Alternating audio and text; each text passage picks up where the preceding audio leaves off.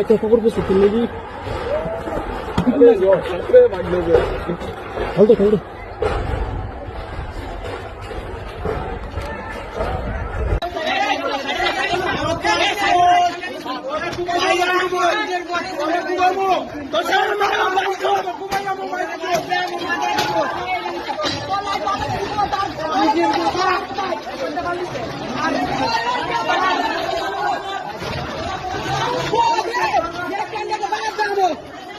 Orang-orang banyak kembali menurut